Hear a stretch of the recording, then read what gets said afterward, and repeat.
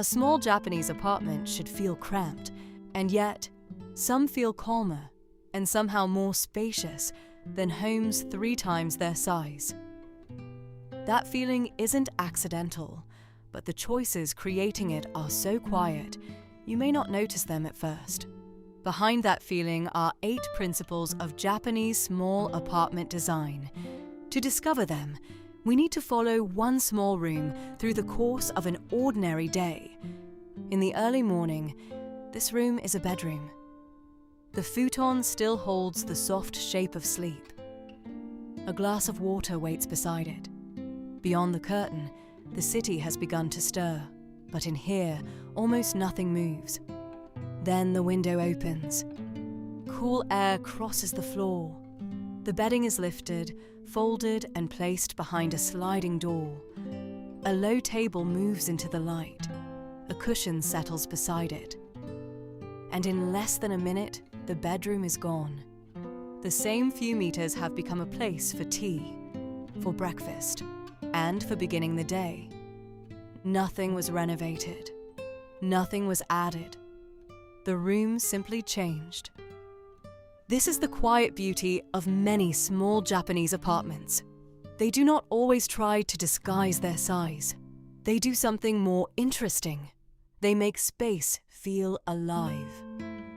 Over the course of a day, walls slide, objects disappear, light moves, and one room becomes many. It is a home that seems to breathe with the person inside it. And even if your own home looks nothing like this one, there are gentle ideas here worth borrowing.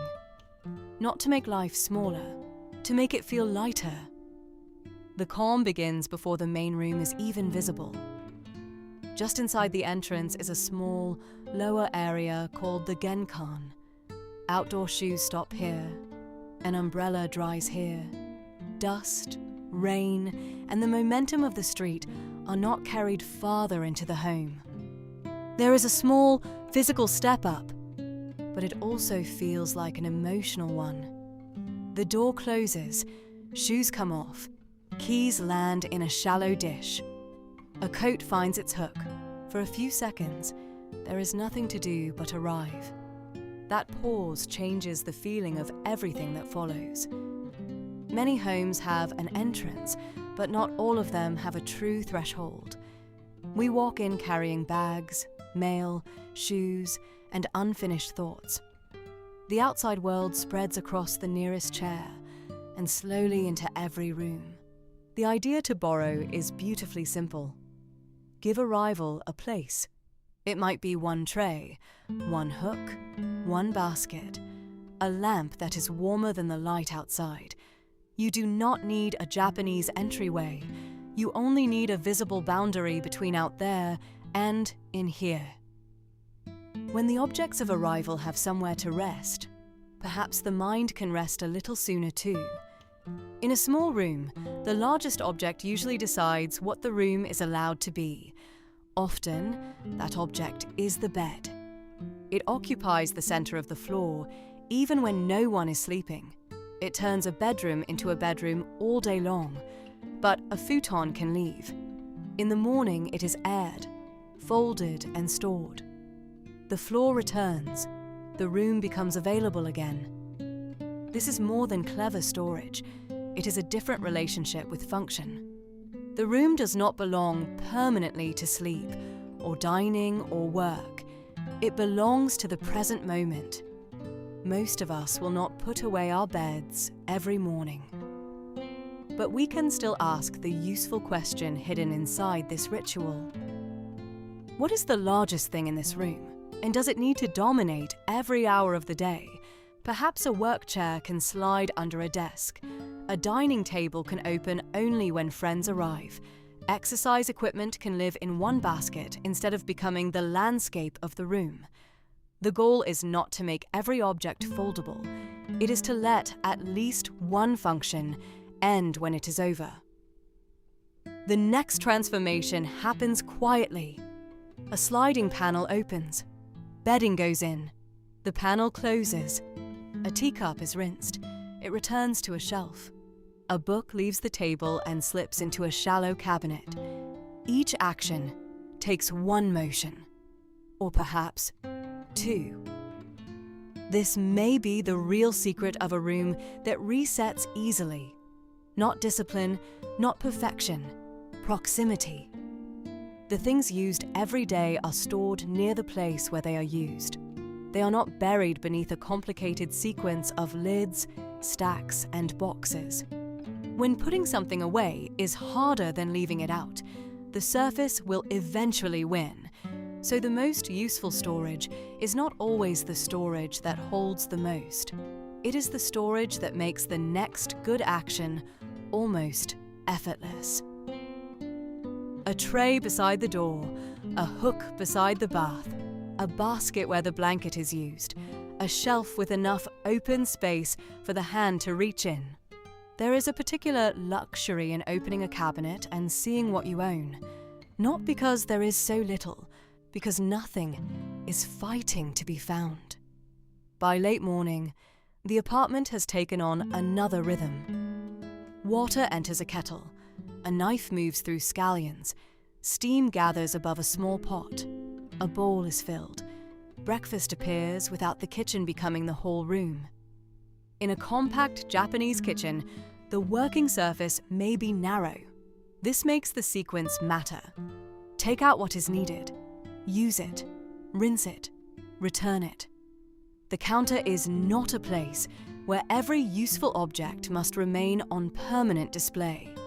Between meals, it is allowed to rest. And that empty surface gives something back, a feeling of readiness. You do not need to own one knife or hide every appliance. A home is not a stage set, but one clear section of counter can change the mood of a kitchen. Try protecting a small island of emptiness, wide enough for a cutting board, a cup of tea, or a bag of groceries. An empty surface is not wasted space. It is space waiting to help. At noon, light reaches deeper into the room. It travels across a low table, along the floor, and toward a pale wall without being stopped by tall furniture. The room feels open, not because its edges have vanished, but because the eye is allowed to move. Low furniture leaves more wall visible. Raised legs reveal more floor. A limited range of materials lets one surface flow gently into the next. A curtain softens the window instead of crowding it. This is one of the easiest ideas to borrow from a small Japanese interior. Preserve the longest visual path you can.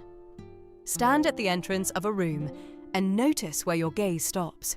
Is it the back of a sofa, a crowded shelf, a stack on the floor, a piece of furniture that is only there because it has always been there? You may not need to remove it. Turning it, lowering it, or clearing the space around it may be enough. The eye reads uninterrupted floor and wall as distance. It reads repeated colors as continuity, and breathing room around an object as importance. A small room does not need endless space. It needs somewhere for the gaze to travel. In the afternoon, almost nothing happens. A curtain lifts, the rectangle of sun on the floor moves by a few inches. Tea cools in its cup. The apartment is not empty. It is simply not asking to be noticed all at once. In Japanese aesthetics, the interval between things is often described as ma, the pause that gives shape to everything around it, but you do not need to understand a philosophy to feel its effect. One uncluttered corner can be enough, one unified wall, one shelf that stops before its edge, one space between a chair and a window where light can land. This kind of emptiness is not severe. It is generous. It gives the eye a place to settle. It gives a beautiful object enough room to become visible. And it gives ordinary life, a cup of tea, a moving shadow, the sound of rain, a quiet stage. As evening approaches, The smallest room in the apartment offers the deepest pause. In a Japanese bathing routine, washing and soaking are separate. The body is cleaned first, then the bath becomes a place to be still. Water sounds different in a compact room. The shower echoes softly. Steam blurs the tile. A stool, a cloth, a deep bath. Each object has one clear role. What feels luxurious is not the amount of space, it is the completeness of the sequence. Prepare, wash, rinse, soak, dry. Return the room to calm. This can be borrowed without a soaking tub. Warm the light. Put the towel within reach. Clear the sink.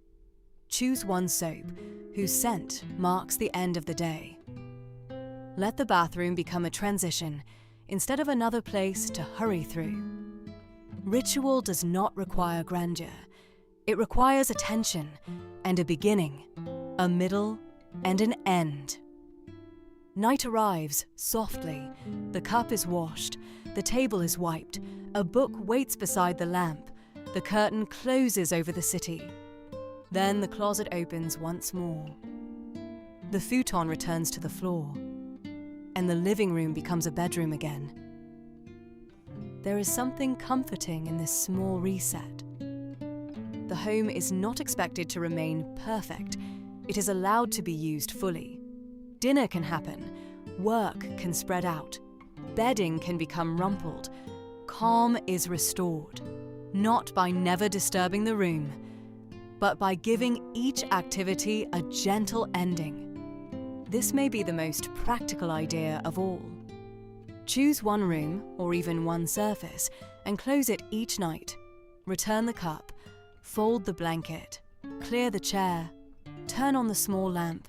Let the final 2 minutes of the day become a kindness to the person who will wake up tomorrow. A small Japanese apartment can appear simple from the outside, but simplicity here is not the absence of life. It is life given room to change. A threshold makes room for arrival. A disappearing bed makes room for the day. Easy storage makes room on the table. Low furniture makes room for light. An open corner makes room for the eye. A bathing ritual makes room for rest. And a small evening reset makes room for tomorrow. You do not need tatami, sliding doors, or a perfectly minimal home to borrow any of this. Begin with one boundary, one clear surface, one object that can disappear when its work is done, one quiet corner where nothing needs to happen. Because a peaceful home is not necessarily a large home. It is a home that leaves a little space for you.